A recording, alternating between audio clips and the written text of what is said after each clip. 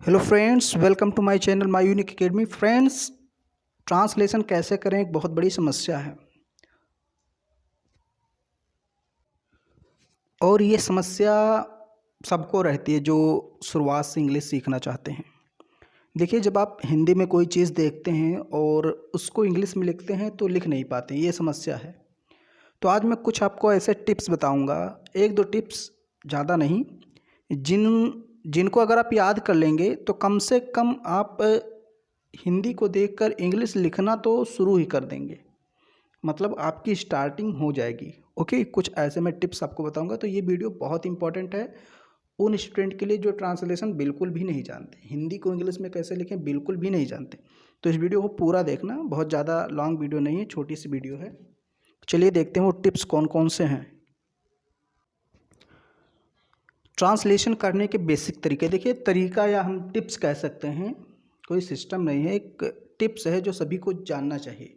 और इसके पहले मैंने 7 बातें बताई हैं इंग्लिश की, उसमें clad word, bare word, infinitive clause, of clause, and clause, complementary object. अगर वो नहीं देखा है तो आगे का आपको कुछ भी नहीं समझ में आएगा, इसलिए उसको देख लीजिए।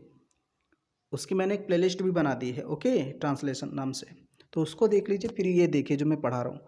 तो यहाँ पर 3 टिप्स लिखे हुए हैं। देखिए, सबसे पहला, अगर आप ट्रांसलेशन करना चाहते हैं वास्तव में, अगर आप सीखना ही चाहते हैं, तो सबसे पहली चीज़ है आपको सब्जेक्ट, वर्ब और ऑब्जेक्ट का स्थान पता होना चाहिए कि भाई इंग्लिश में जब हम लिखेंगे तो इंग्लिश में सब्जेक्ट का स्थान कौन सा है, वर्ब का स्थान कौन सा है और ऑब्जेक्ट का स्थान कौन सा है। तो देखिए, subject plus verb plus object, object को हम अदर वर्ड्स में भी काउंट कर सकते हैं या अदर वर्ड कह सकते हैं। ओके, देखिए सब्जेक्ट मैंने उसके नीचे लिखा 1, यानी कि सब्जेक्ट का स्थान हमेशा फर्स्ट रहेगा। जब हम इंग्लिश में कोई भी सेंटेंस लिखेंगे तो सबसे पहले हम क्या लिखेंगे, सब्जेक्ट। सब्जेक्ट यानी जो किसी काम को करता है। उसके बाद दूसरे नंबर पर वर्ब, फिर तीसरे नंबर पर जो कुछ भी बचेगा उसको लिख देंगे। तो ये चीज़ आपको ध्यान रखना है कि दूसरे नंबर पर हमेशा वर्ब ही आएगी, फर्स्ट नंबर पर हमेशा सब्जेक्ट ही आएगा। तो ये पहली चीज़ रही। दूसरी चीज़ देखिए, जो चीज़, अब ये दूसरी वाली बहुत ज़्यादा इम्पोर्टेंट, बहुत ज़्यादा इम्पोर्टेंट है, इसको आपको देखना ही देखना है और समझना है। जो चीज़ मतलब चाहे वो वर्ड हो, क्लैड वर्ड हो, बियर वर्ड हो, कॉम्प्लीमेंट्री ऑब्जेक्ट हो, इन्फिनेटिव क्लॉज हो, ऑफ क्लॉज हो, एंड क्लॉज हो, ओके, जीरंड क्लॉज हो, चीज़ का मतलब यही है। तो ये सब जो मैंने पहले पढ़ा है उसको पढ़ लीजिए, तभी समझ में आएगा।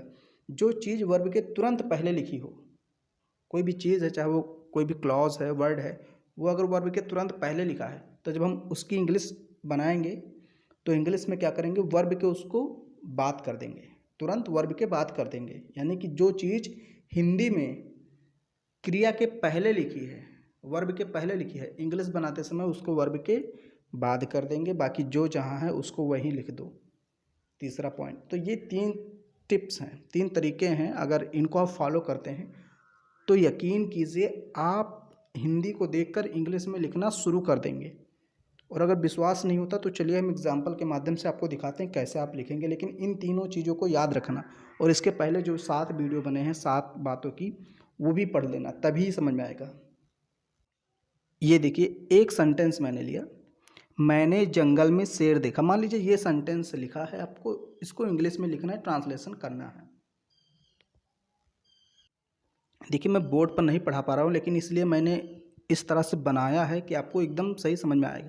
तो मैंने जंगल में एक शेर देखा।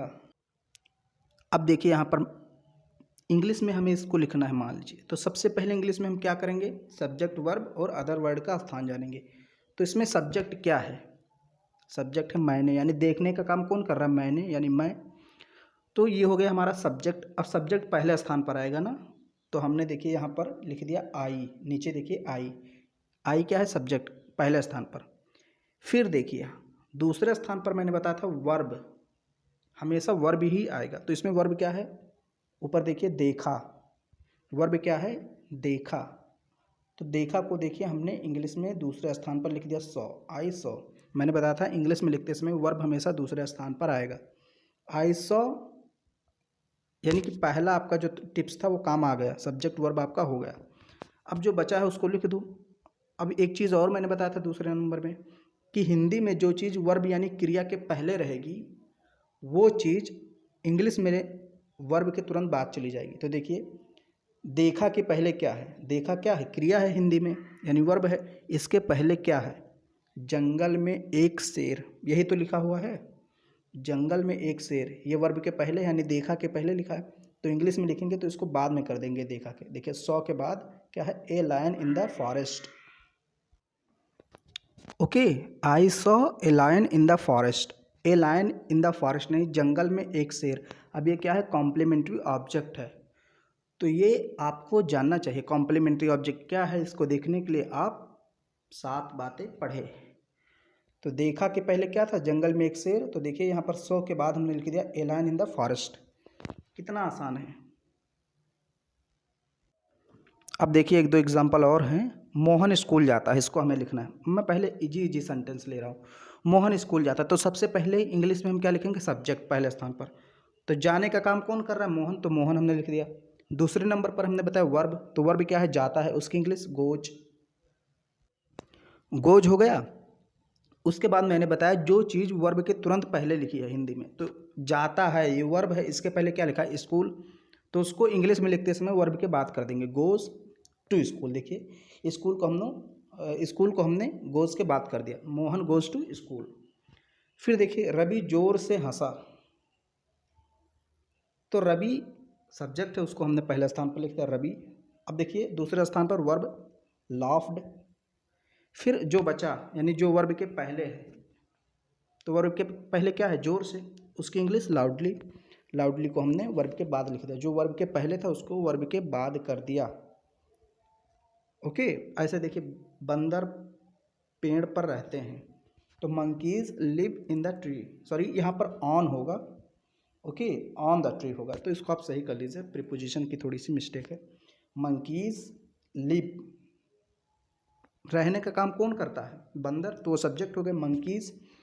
फिर देखिए दूसरे स्थान पर मैंने बताया कि हमेशा वर्ब आता है, तो लिव, रहते हैं, इंग्लिश क्या होगी, लिव, तो वो लिख दिया हमने। अब मैंने बताया जो वर्ब के पहले रहेगा हिंदी में वर्ब के पहले क्या है, पेड़ पर। हिंदी में अगर आप देखेंगे तो रहते हैं क्या है, ये वर्ब है, और इसके पहले क्या है, पेड़ पर। जब इंग्लिश लिखेंगे तो पेड़ पर की इंग्लिश बाद में लिखेंगे, ऑन द ट्री। ओके, तो ये तीनों सेंटेंस का ट्रांसलेशन भी हमने कर दिया। और भी इसी तरीके से आप ट्रांसलेशन कर सकते हैं। नेक्स्ट क्लास में हम लोग उसकी चर्चा करेंगे, लॉन्ग सेंटेंस का ट्रांसलेशन कैसे करें, सारी चीज़ें हम देखेंगे।